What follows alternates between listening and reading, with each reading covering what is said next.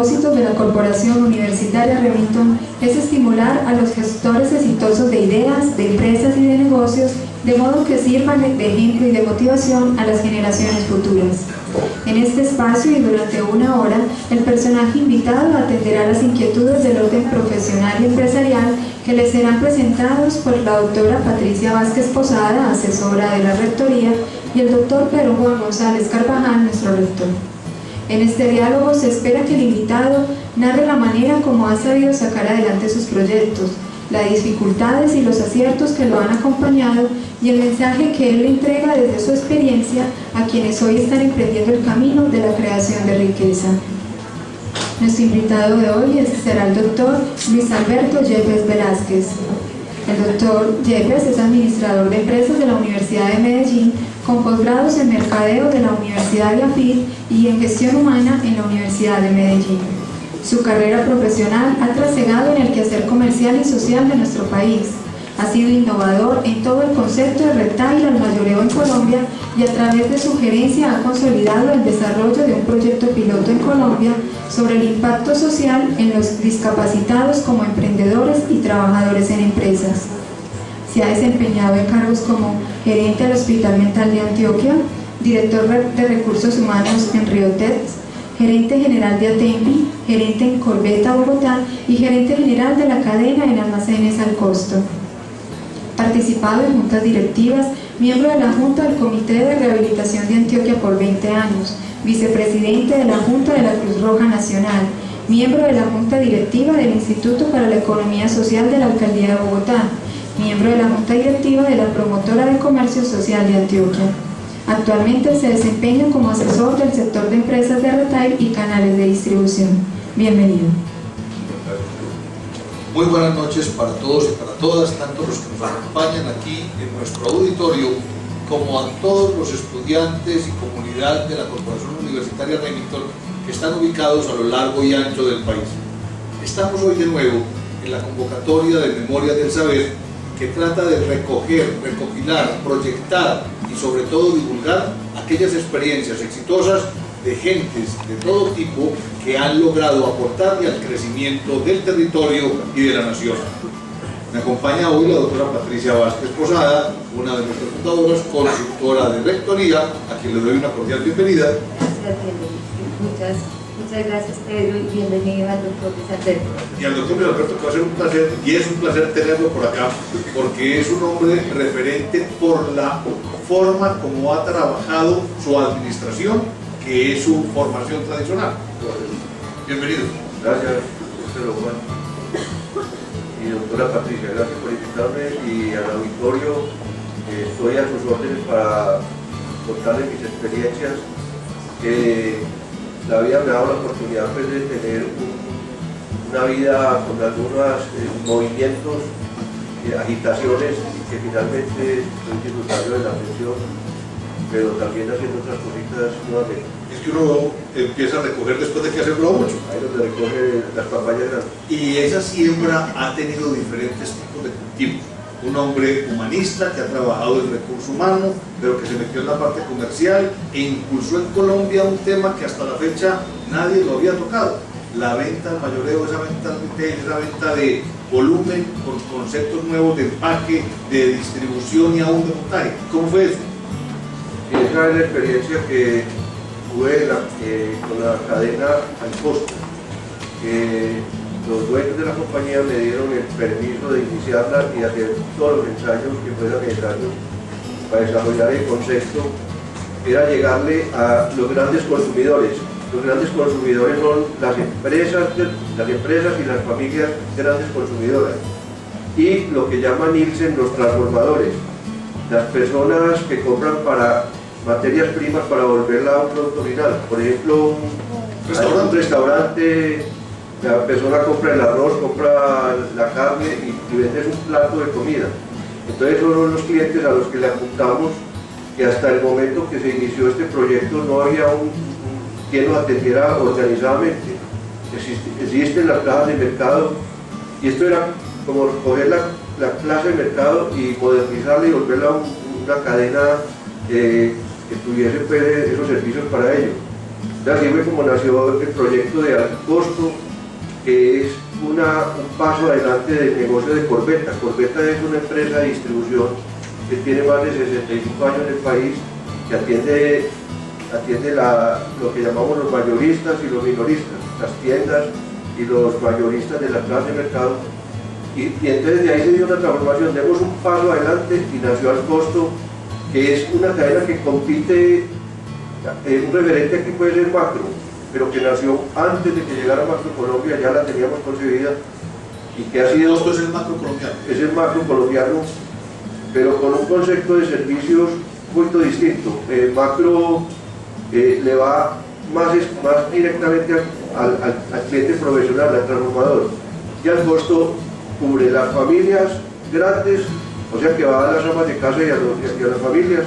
Entonces ahí tiene que tener un nivel de servicio distinto porque hay unas exigencias distintas. Y va al cliente profesional o transformador. Y se ha hecho también, se ha especializado en electrónica. Hay una experiencia muy interesante que fue que la electrónica hace 25 años no se vendía en Nuevos San Andresitos prácticamente. Entonces esta compañía Alto Costo decidió que los electrodomésticos también se podían vender legalmente y organizadamente.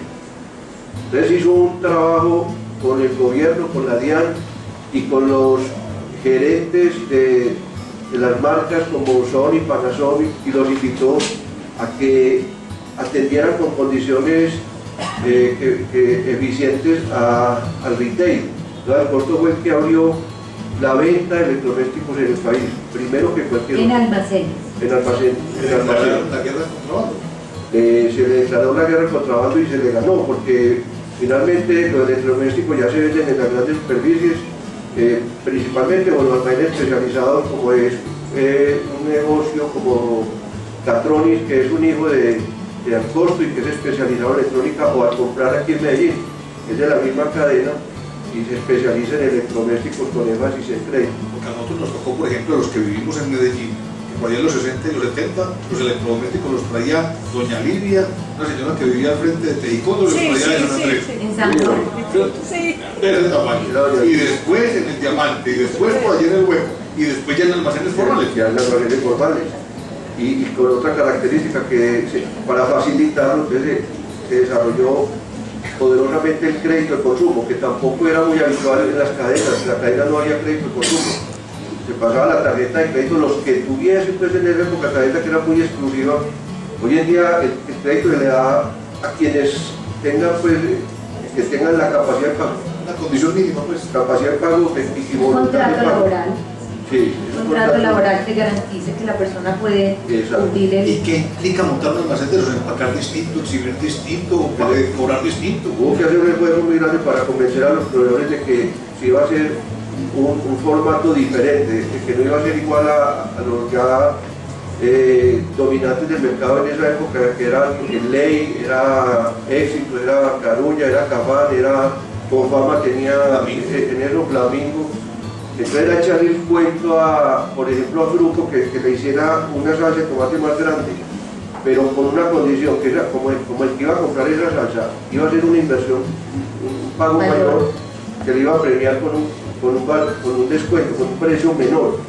O sea, mayor volumen, menor precio. Eso es la que nos enseñan pues, en la primera clase de economía.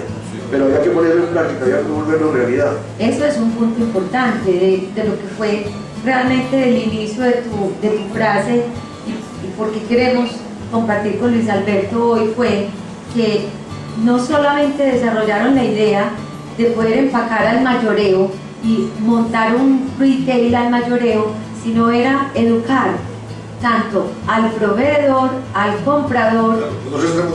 Eso era decirle a Fruco, mire, empaquemos la salsa de tomate de este tamaño, de un kilo, eso ayúdame con medidas, porque esa no la cuando la costumbre era con la máxima 400 gramos, y este era brincar a un kilo, entonces había que hacer un empaque así distinto para un solo almacén, entonces no les daban las cuentas, eso no entonces funcionaba. el sistema de costos multiplicaba. Si es 400 gramos valen 2.000 pesos, un kilo, ¿cuánto? Y esa no era la relación, porque si yo voy a llevar esta cantidad cuesta menos empacar y el empaque es menos, entonces había que volver a montar un Jugar sistema con de- volumen, jugar Pero había que empezar al revés porque a Grupo le costaba mucho hacer el empaque no más que para el costo, porque él hacía un empaque masivo para los otros que salían mucho más económicos las líneas de producción, pero aquí era echándole el cuento de no vamos a jugárnosla, usted nos da un mejor precio y nosotros vamos con un margen menor. Entonces ahí también se aprendió una cosa, a ser eficiente. Al costo no podía darse el lujo de tener los mismos costos operativos que tuvieran las otras cadenas, sino que tenía que demostrarle al proveedor que podía vender haciendo un esfuerzo el proveedor y la cadena es más barato para premiar al consumidor más grande. Entonces ahí se aprendió a ser eficientes y nació eficientemente. Que los otros pues, estaban en un nivel de servicio más alto, daban más espacios bonitos. Aquí había que hacer una cadena que fuera agradable, limpia, pero que a los ojos del consumidor se viera que no le está cobrando lujo, no le está cobrando desperdicio, no le está cobrando cosas inútiles, sino a lo que vinimos. Por eso el cliente al costo llega y muy rápidamente cubre su necesidad y se va.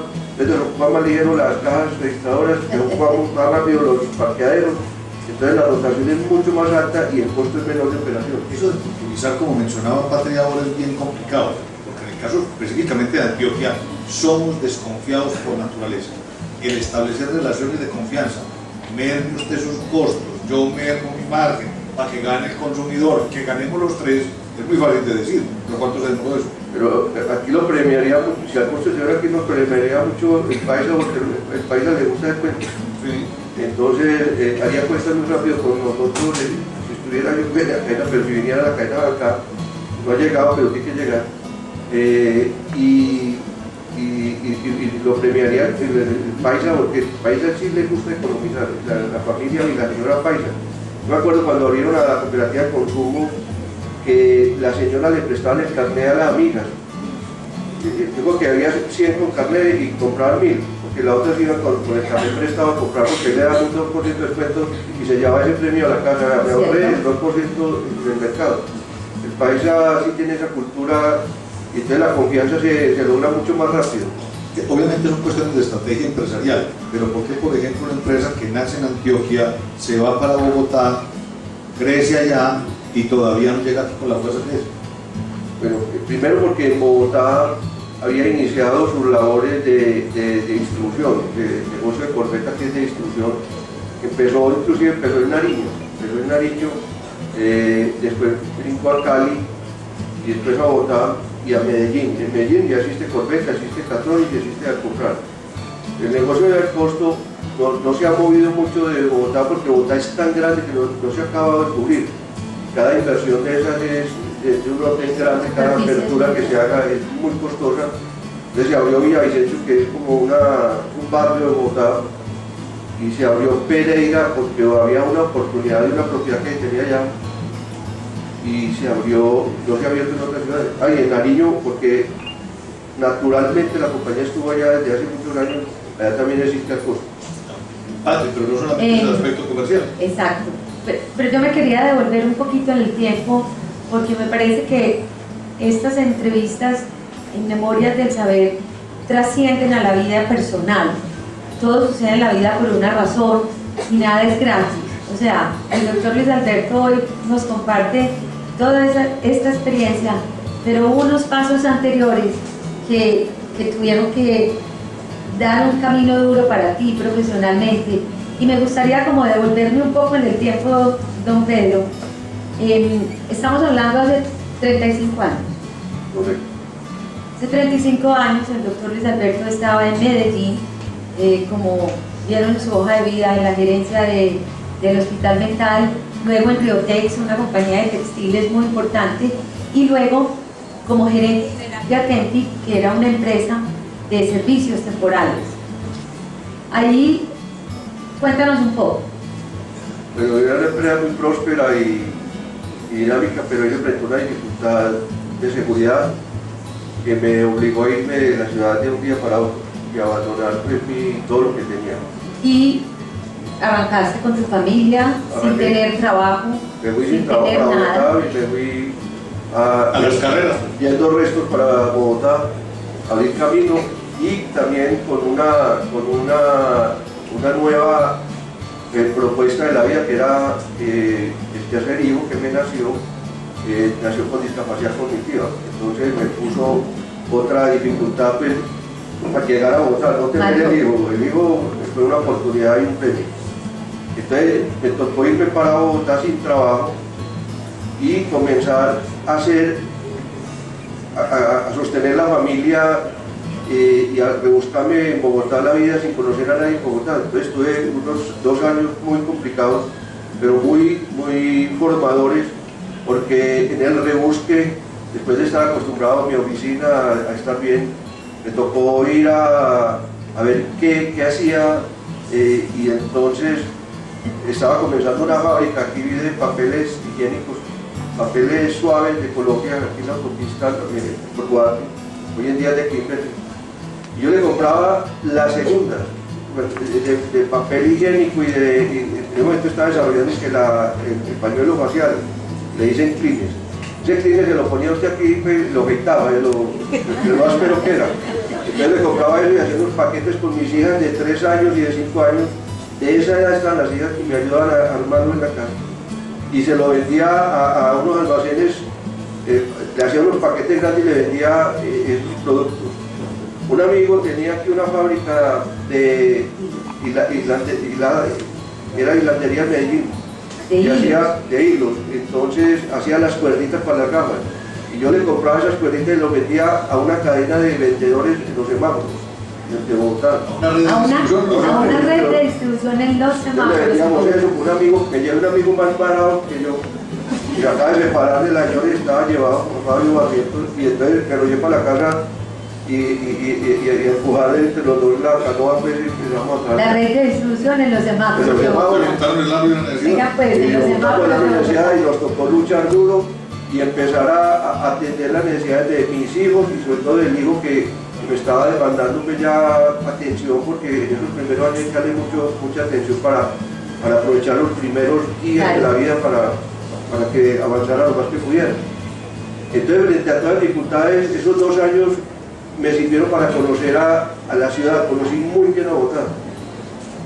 Entonces, cuando estaba buscando un gerente para Corveta, recuerdo que se presentaron muchas personas para el puesto.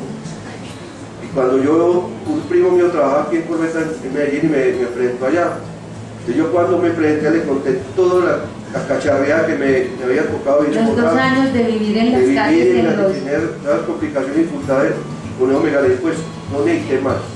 Los otros me ganaban de lo que quisieran, todo lo demás me ganaban. Pero había una fortaleza que es importante que la dejemos clara. Había una fortaleza de conocimiento. Conocimiento de venta en una ciudad tan complicada y competitiva como es Bogotá. Y conocimiento de la ciudad y los consumidores. Porque en ese momento se estaba visualizando en esa organización seguir creciendo como mayores distribuidores. Sí, exactamente. Pero Pati, yo sí quisiera que nos contaran cómo se monta una red de distribución con semáforos. Primero, con una necesidad de la mano. Ese es el número 1. Y segundo, cuando veníamos aquí a Medina, ¿qué podíamos hacer? Nos ofrecieron unas puertas y un hilo. Después el hilo sí lo pudimos vender a Panal, que era una marca de zapatos. Y los cordones para los tenis se los vendíamos después, pero cuando nos volvimos ya muy profesionales. Entonces, eso fue pura necesidad, que vimos que eso estaba de moda y que eso no lo comercializaba en ninguna parte. Entonces, en algún momento paramos y nos pusimos a conversar con un vendedor de Marlboro, y nos contó más o menos quién era el jefe de él, y lo esperamos como 2 días de que apareciera. Y con él hicimos, pues, la alianza, y empezamos una alianza estratégica. Y esa era la primera que se hacía en el mundo. Y nada escrito, nada escrito, bueno, no se hablaba de 2 paisas en Bogotá. y comenzamos esa labor, y empezamos a venderse las cuerditas, y de un día para otro ya no las tenía copiadas, pues. Entonces las hicieron, en Bogotá, y nos dañó el negocio y se desbarató un montón. Entonces ya nos fuimos para los cordones de los zapatos, y ahí fuimos buscando otras oportunidades. Después vendimos telas y nos fuimos avispando. Hasta que me dio otro puesto y me volvieron a trabajar otra vez pero yo iba muy bien independiente. Bueno, me buscar puesto en el encuentro, ¿cierto? Y me tocó puesto, no estaba buscando como Taramana ya. Ya. Y entonces, Corbeta, ¿cómo impulsa esa experiencia? En Corbeta ya estaba establecida, era la distribuidora exclusiva de Noel y de Procter & Gamble, que cuando yo llamaba Inés. Entonces me tocó aprender mucho de la compañía de distribución de las tiendas, de conocer todo el negocio de los tenderos, porque manejaba una área de alimentos y otra de aseo y de productos de consumo, y uno aprende mucho en el consumo masivo, es decir, la escuela que sea capaz de vender aceite, aguardiente, el alcohol mayor, menudidad, y papel higiénico, ya tiene la tesis, se graduó en distribución, ¿no? Son productos que se pelea el centavo día a día. Es un centavo lo que marca la... Sí, eso es peleando el centavo y con muchos distribuidores, muchos competidores, claro, muchas marcas. Entonces ganarse un espacio en una góndola, en una tienda, es una lucha brava. Entonces, hay que ser muy profesional para hacer esa tarea. Y Corbeta ha sido pues una escuela de formadores en ese sentido. Y de ahí de Corbeta se entendió que la distribución tenía que modernizarse y buscar otras opciones, y ahí se hizo el brinco al costo. Una vez me contabas que cuando estabas en Corbeta empezaste a ver como los conventos, todas estas organizaciones que son de muchas personas, tenían que comprar las cosas, y así fue que empezaste. Mercados grandes. Sí, o sea, entonces ya no era la salsita de 400 gramos, sino que eran 20. Y ahí visualizamos en la compañía, porque todo lo hicimos entre todos, que esas personas compraban muy ineficientemente y muy caro sin tener por qué comprar tanto empaque. ¿Para qué un convento que tiene 200 personas, un restaurante escolar que tiene 500, 1000 personas, para qué empaques bonitos y para qué empaques lujosos y para qué empaques pequeños? Entonces empezamos a visualizar eso y a descubrir que había que atender a esos consumidores de una forma distinta a la que se tenía en el mercado. Y ese fue el trabajo que se hizo, de hablar con los proveedores y contarles la historia de que esto se podía cambiar, que podía haber una forma diferente de hacer las cosas, y esa diferencia fue la que marcó a esta compañía para que fuera exitosa como lo es hoy en día. Pero fuera de ese éxito comercial, se comenzó a vislumbrar el cómo aprovechar la experiencia de crianza que tenías con tu hijo con problemas cognitivos. Y ahí fue una oportunidad de la vida que me enseñó mucho, y fue que buscando colegios y buscando para estos jóvenes, es muy incipiente lo que hay en el país y en el mundo, es muy incipiente, y si los jóvenes logran formarse en algo, los jóvenes con discapacidad cognitiva, estoy hablando de los de retardo mental y síndrome de Down, que tienen, yo diría que es la discapacidad más compleja que hay del ser humano. El ser humano puede tener dificultades de visión, puede tener de movilidad, de sordera, lo que quiera, pero tiene la mente brillante, la tiene sana, y eso le da, lo pone en igualdad de condiciones a los demás. Pero el que tiene discapacidad cognitiva y tiene dificultades para entender, para razonar, ese no está en igualdad con los demás. Entonces, ahí fui aprendiendo con el hijo que cada que él iba avanzando en sus colegios, yo me preguntaba, ¿para qué está estudiando? ¿Para llegar a qué? ¿Para dónde va? Y yo no veía camino para él. Entonces, estando en la compañía, le pedí permiso a los dueños de que cambiáramos el programa de responsabilidad social que había en la compañía y en las compañías, que es atender a muchas personas con muchas necesidades, ayudándole a una cosita pequeña, y que al fin del año uno dice, ¿qué hice? No hice nada constructivo, no enseñé a pescar, regalé mucha comida, muchas cosas, pero no hice nada productivo, nada de fondo. Entonces la compañía me permitió que asumiéramos un compromiso social muy delicado, que era de que empleáramos en la compañía discapacitados cognitivos. Entonces, con el permiso de la junta directiva, formé un grupo de recursos humanos en la compañía, con psicólogas, médicos, personas de todas las áreas sociales, para crear como un grupo paralelo al de recursos humanos, que entendiera el problema de la discapacidad.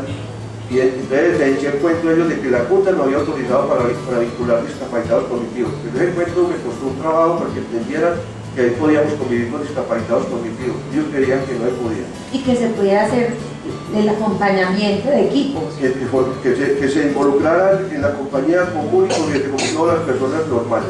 Es una doble responsabilidad. Una doblísima responsabilidad, porque estas personas necesitan un cuidado especial y una formación especial.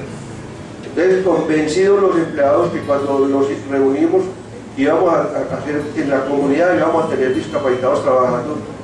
Al principio no creyeron, dijeron que era absurdo, que íbamos a tener muchos problemas con los clientes, con la calidad.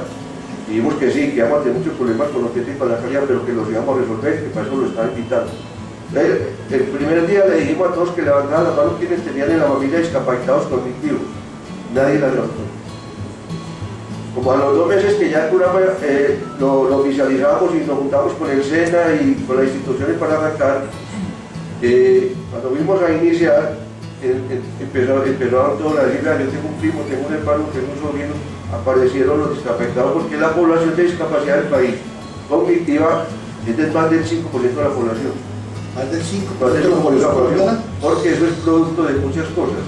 En Colombia es muy alto la discapacidad, la física y la cognitiva, por desnutrición, por la guerra misma, por el abandono, por la pobreza. Ahí es. Pero yo me quiero detener porque aquí estamos hablando de 2,5 millones de compatriotas. Sí, con alguna dificultad, con algún grado de dificultad cognitiva.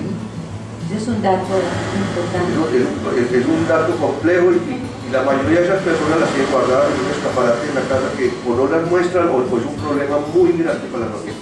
Entonces el segundo paso fue convencer a las familias que íbamos a contratar a los hijos. Dijeron que no, que ellos no podían trabajar, que no sabían, que no estaban habilitados.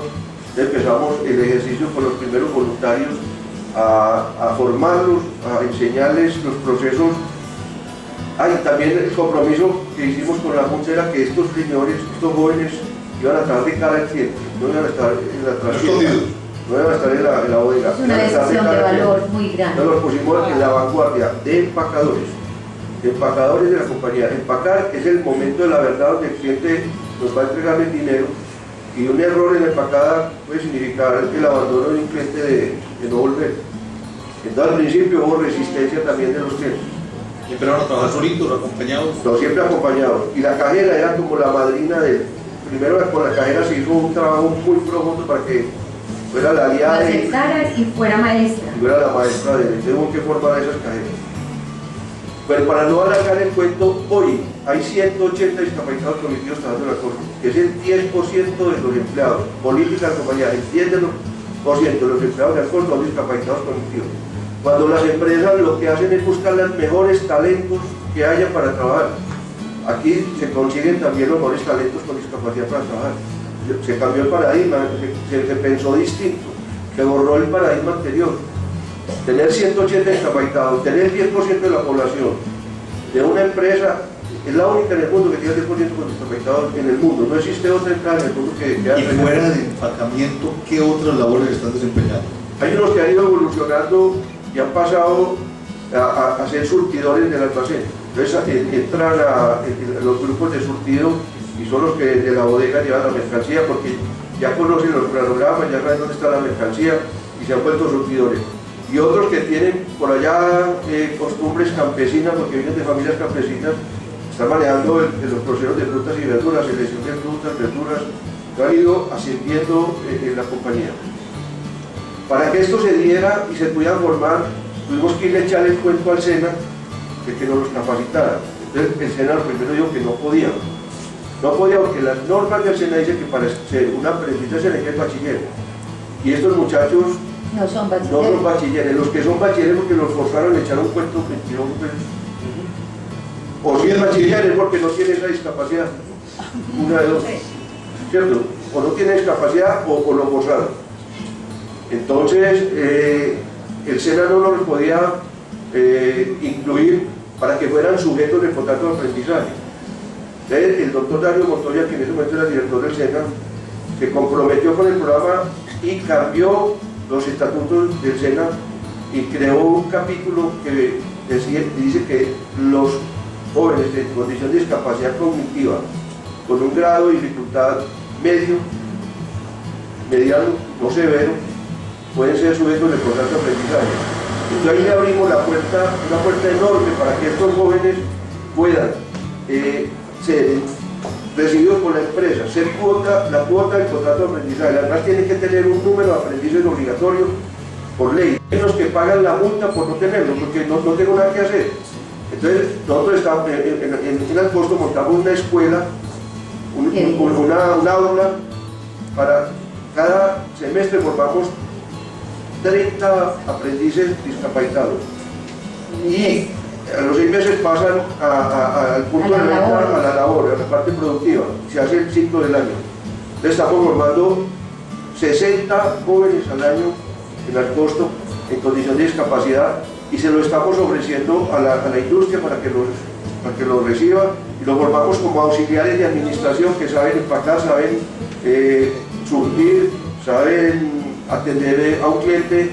Por ejemplo, aquí en Catronis del poblado, usted puede ir, hay una niña discapacitada cognitiva de la Fundación ALA, de la Corporación ALA, y usted ya, esa niña lo puede engañar a usted que es discapacitada y lo atiende y le vende su televisor y se lo vende más grande de lo que usted estaba pensando.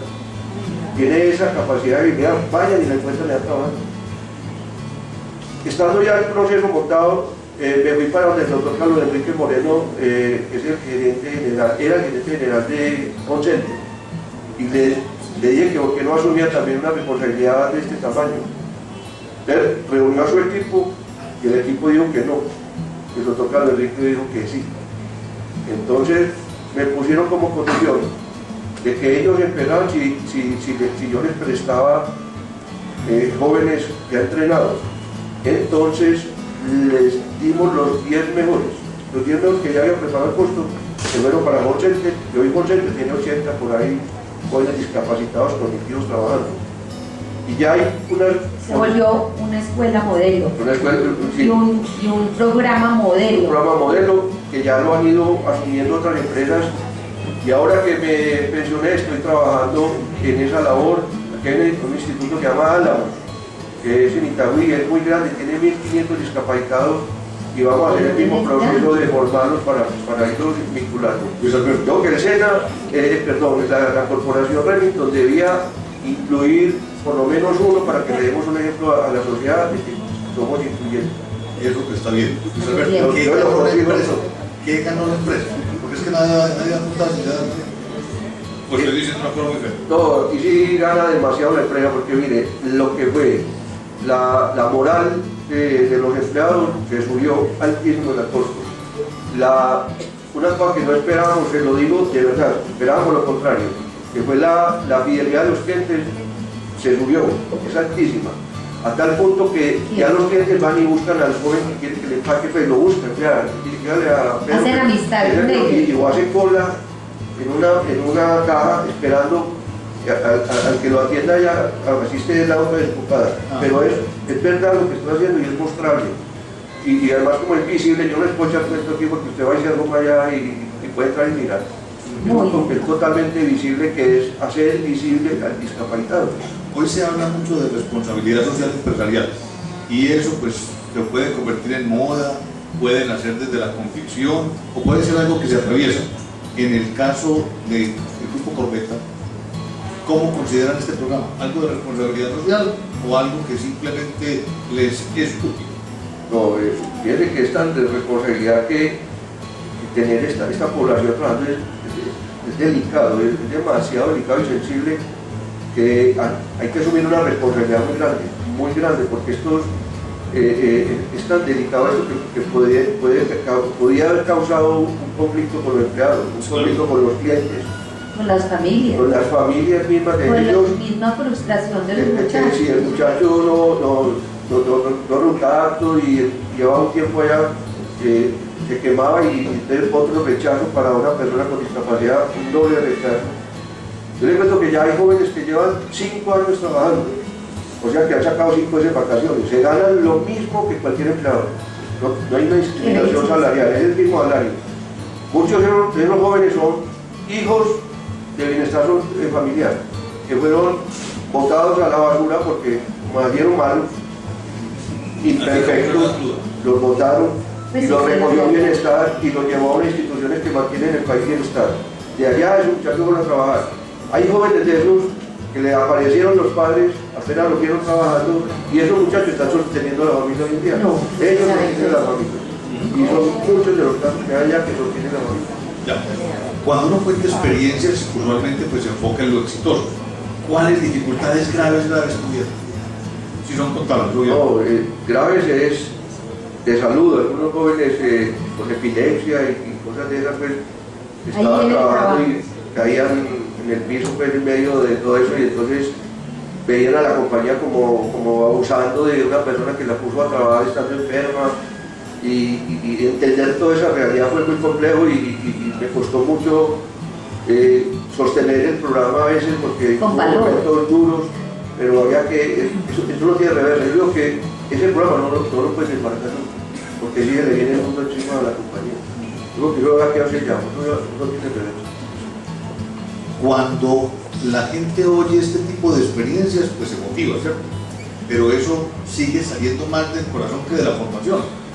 Al principio es más del corazón, pero ya cuando se arraiga, yo creo que esto se puede presentar como algo técnico, profesional. Esto es una profesión, como es el profesional de responsabilidad social que estudia administración o economía, y se están especializando en responsabilidad social. Ya son unos profesionales en eso, entonces ya deja un poquito el corazón y la emoción, y saben que están preparados para avanzar más allá en la sociedad de lo que es la obligación legal que se tiene, es dar un paso adelante. Y entonces las empresas están formando para que con el medio ambiente, con la comunidad, se haga más de lo que dicen las normas legales. Por eso hay que trascender el corazón y ir ya más a la razón, y a crear inclusión, espacios nuevos, medio ambiente más sano. Eso es lo que... Coexistir en una organización implica compartir políticas, procesos, procedimientos. ¿Cómo se amonesta a una persona de estas? ¿Cómo se despide a una persona de estas? En igualdad de condiciones. Sí. En igualdad de condiciones. Entras con las mismas condiciones y sales con las mismas condiciones.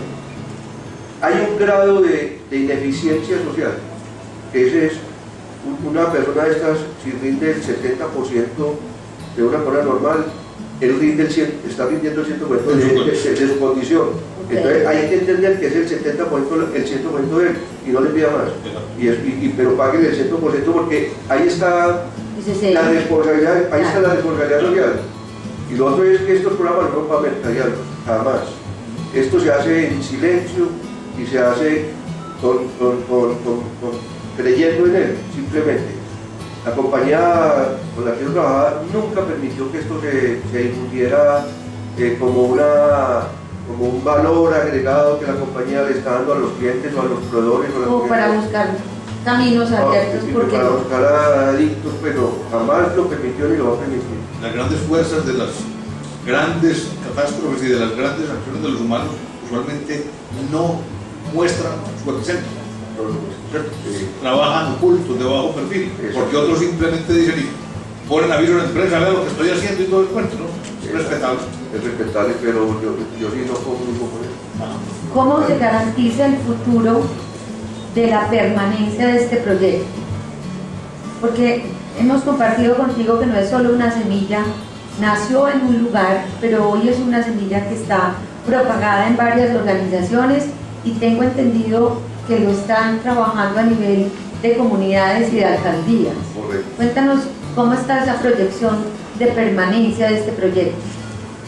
Para que se diera este programa, al costo se unió con una fundación que se llama Best Buddy. Best Buddy es una fundación que creó la familia Kennedy de Estados Unidos. La familia Kennedy, ellos tenían una tía que era especial, que era una persona en condición de discapacidad cognitiva. La familia creó esta fundación, que el objetivo de esta fundación es generar oportunidades laborales para personas en condición de discapacidad cognitiva. Y entonces nos unimos a ellos y recibimos el know-how de ellos para la formación y para el seguimiento de estas personas. Con la continuidad le están dando la experiencia que hemos tenido con esas personas, porque esas personas demostraron que son capaces.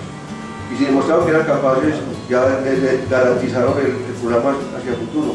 Ellos mismos lo garantizaron, no hay que, ya no hay que irse atrás a la junta directiva a pedir aval. No, ellos mismos se avalaron y le están dando continuidad y están mostrándole a la sociedad que ellos sí pueden trabajar. Entonces, como son tan visibles, los empresarios que van a mercar a un lugar de estos se dan cuenta que eso le puede y piden ayuda para copiar el programa y hay una instrucción también de la junta directiva que todo el que ayude va el equipo de recursos humanos a su empresa a crear el ambiente para que suceda este proyecto.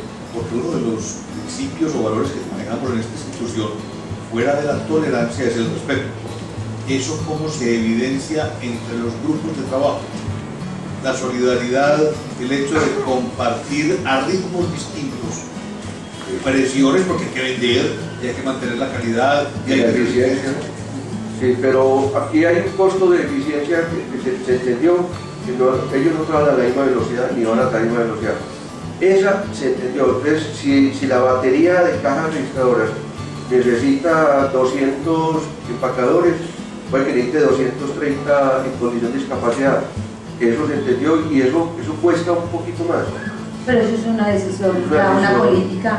Esa es la apuesta. Que lo asume la compañía. Les quiero contar que Alcosto fue la primera empresa en Colombia de retail que desde el primer día que se fundó, todos los empleados son con contrato a término indefinido. Los empacadores. Ahora están enganchando las otras cadenas, afortunadamente, qué bueno, yo aplaudo eso. Eran con cooperativas, ahorita son empleados de las compañías. Gracias a los mandatos norteamericanos, ¿cierto? Sí, señor, gracias a las ni siquiera al gobierno colombiano. Pero gracias a Dios se dio eso y estas personas están en las mismas condiciones de los demás empleados. Y eso, yo trabajé un poquito el tema para que eso sucediera. Hice por ahí mis correitos. Sí. Y gracias, me siento feliz de que todos estos jóvenes, es una fuerza laboral muy grande, porque detrás de caja registradora hay como 1,5 empacador por los turnos. Sume eso en el país, y un ejército país de 15 o 20 mil jóvenes que... ¿Este plan, está solo en Bogotá o está hay en Bogotá, en otros en departamentos? Nariño, en Túquerres, allá hay un costo en Túquerres y allá está... Ipiales. Ipiales Nosotros también. estamos en Pasto, ya nos están viendo. Sí, en Ipiales, ahora tenemos jóvenes en condición de discapacidad, en Pereira, y en Villavicencio y en Bogotá. Y aquí en Los Catrones, aquí tenemos en Medellín. Uno podría decir que el Estado apoyó a través del SENA, pues, y que Darío se manejó bien e hizo modificar los estatutos. Sí. ¿Ves? Bueno, ¿y cómo lo ha masificado o todavía no? No lo ha masificado, eso no ha sido posible. Aquí vamos a reunirnos con el SENA para que crear un capítulo también Antioquia. sí, en Antioquia y necesitamos pues, que el RITEC nos abra las puertas para hacer las prácticas y crear la escuelita. Tenemos que montar el modelo aquí en Antioquia con el SENA y lo vamos a hacer. Eso pues tiene que suceder. En Antioquia, ¿cuántas personas con este tipo de discapacidades?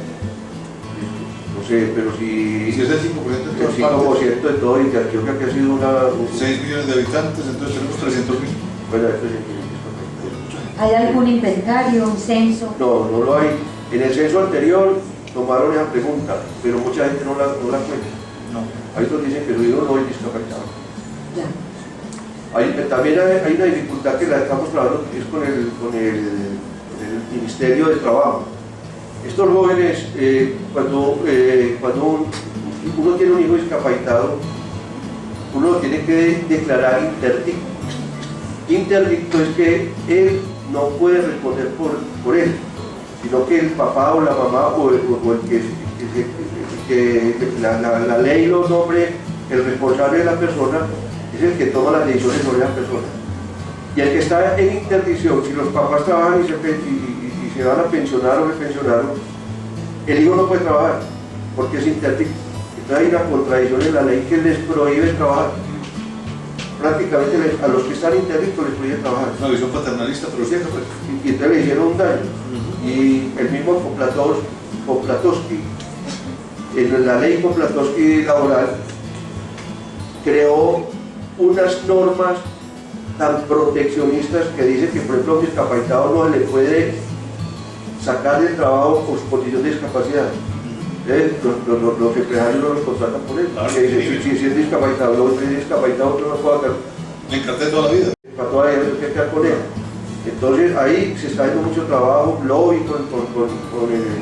con el gobierno y con el legislativo para que las normas sean, que sean iguales para todo el mundo. Es que ellos son personas iguales a los demás y que tengan acceso al trabajo lo mismo que cualquier persona. Así estén en intervención, porque tienen que estar en intervención, porque ellos no pueden empezar a tomar decisiones por eso, porque acabarían con el patrimonio o la pensión que le queda heredada a los padres.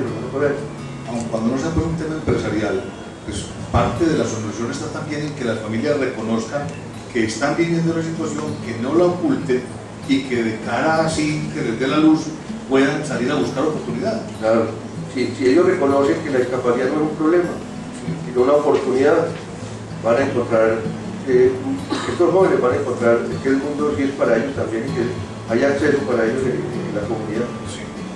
El comportamiento de los discapacitados, digamos, jóvenes y adultos, es diferente, hay niveles... Casi todos son unos niños grandes, todos. Se quedan Se niños, emparejan todos, ¿verdad? se vuelven niños grandes así, son niños de 60 años y de 50 y de 40 y de 10 y de 5, pero se comportan como niños, ellos tienen un comportamiento muy similar a lo de los niños. Volviendo a lo empresarial, con este proceso de globalización de competencia tan abierta, este negocio de retail y este negocio de venta al mayoreo, ¿con cuáles circunstancias y coyunturas se van a enfrentar? Siempre se ha enfrentado día a día a las dificultades. Cuando al costo estaba como muy cómodo, solito, llegó Macro, y entonces Macro creó un modelo, venía con un modelo similar al nuestro, y lo que ha hecho al costo es crecer. Después vino Carrefour, que decían fuera los sabios que los demás iban a quedar igual que Carrefour y los demás nos acabábamos todos, pues, porque esos eran los que sabían. Ellos saben mucho y saben demasiado, pero los demás también aprendemos y todos los días hemos ido aprendiendo. Por eso el Flamenco es grande y sigue, y ahí le llegó Falabella, le llegó ahorita aquí nuevo que abrieron estos días, ¿cómo se llama?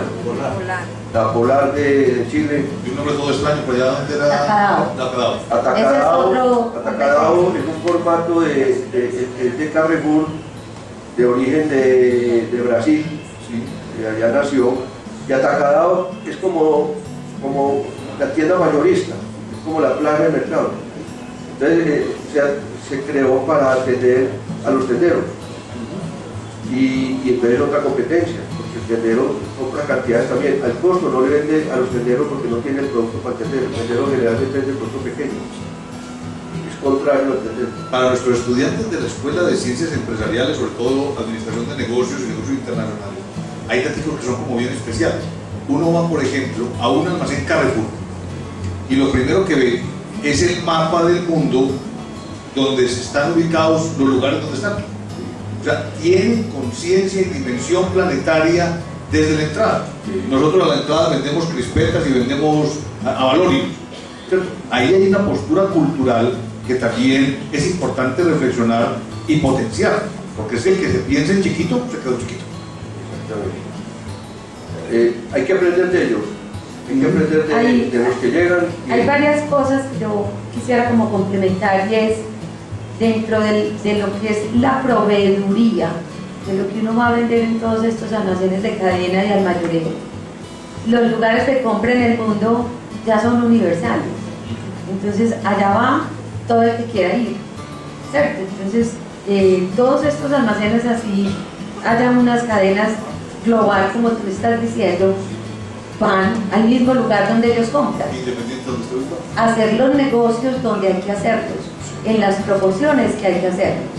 Entonces eso, yo hay veces he visto en esos almacenes, Luis, donde los productos que venden, por ejemplo, esos almacenes de cadenas internacionales, los estandarizan como los venden las nacionales. Copian lo de los nacionales para ellos, porque eso es lo que nosotros compramos. Es otro fenómeno, al contrario. Obvio tienen unos productos internacionales que impactan y que ustedes no tienen acceso. Pero lo que uno ve es que ¿Quién no tiene todo acceso? lo que... Todos tenemos acceso a... no, por eso, pero de pronto ustedes no le dan esa prioridad como ellos porque ellos tienen ese canal de distribución global. No, Entonces, todos estos almacenes, yo Flamingo y el 70% es de la China, el 60% es de la China.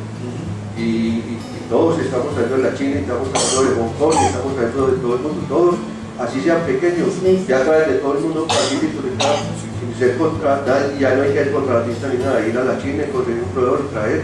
Sí, Luis, en un país como el nuestro, el tema del contrabando pues es inherente, en un país con tanta frontera, con tanto mar, con tanto río, que no hay nada más que hacer.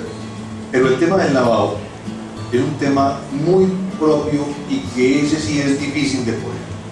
¿Cómo a este tipo de establecimientos lo ven? Ese es el complicado porque el lavado sí, contra eso no hay nada que hacer.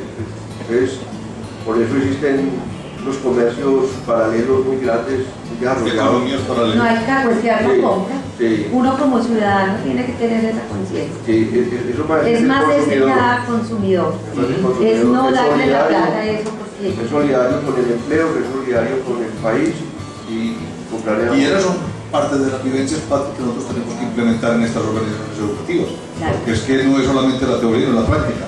No es compre colombiano, porque estamos en el planeta. Pero sí es compre legal. Compre legal. Compre legal, porque es que comprando ilegales quítele oportunidades a sus compatriotas.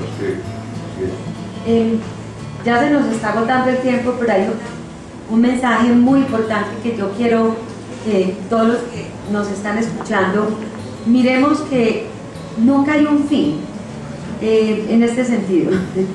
El doctor Luis Alberto hace un año, ¿cierto? A finales del año decidió ya jubilarse y decidió venirse luego a Medellín, donde está su familia, donde es su tierra.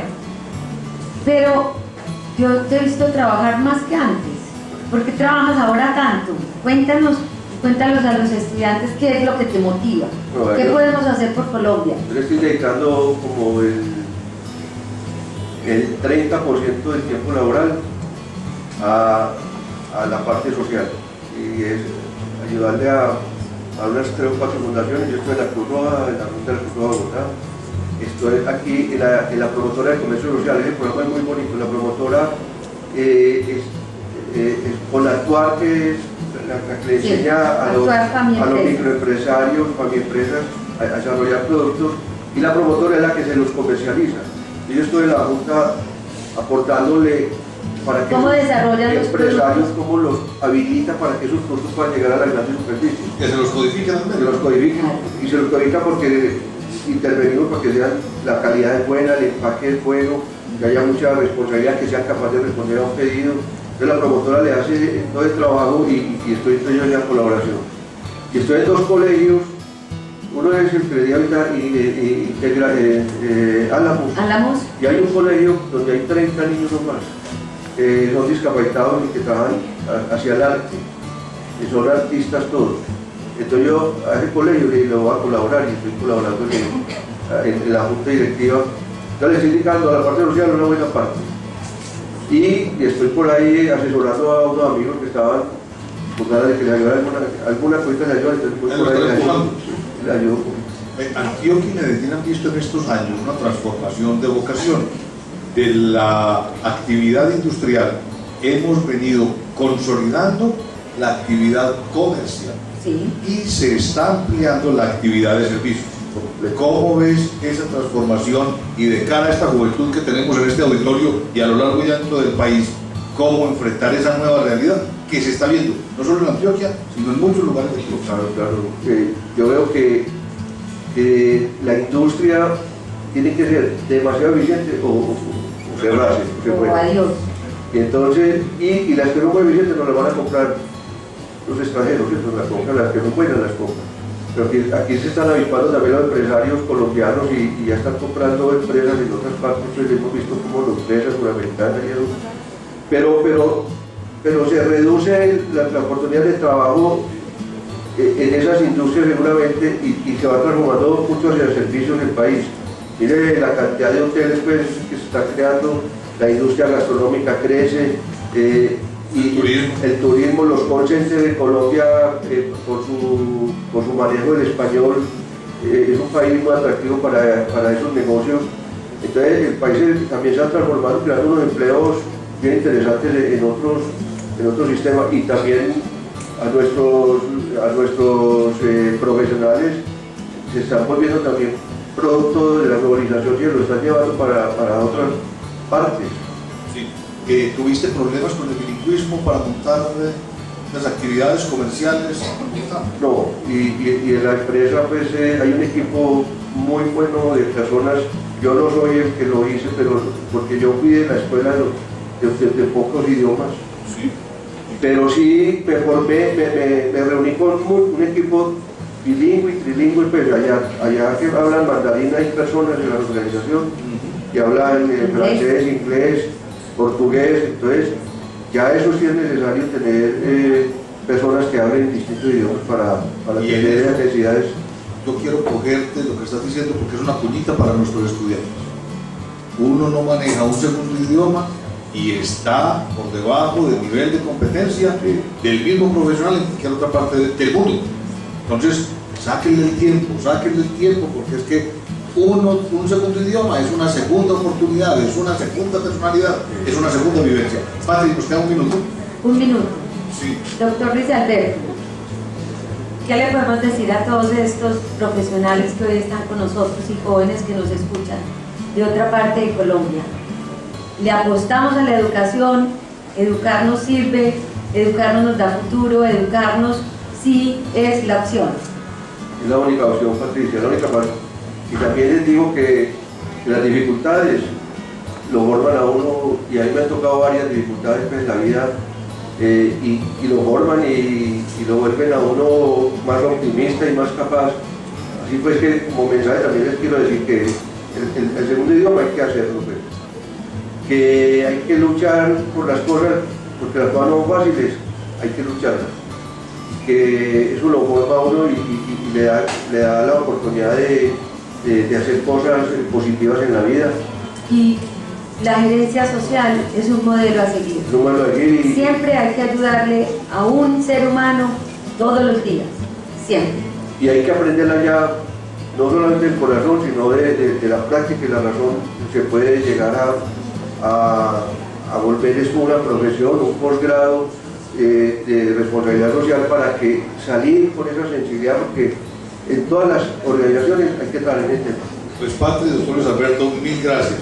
Patrick, por tu compañía, doctor Luis Alberto, por compartir sus experiencias. Gracias. Fíjense que no desistir, insistir, persistir y ver oportunidades.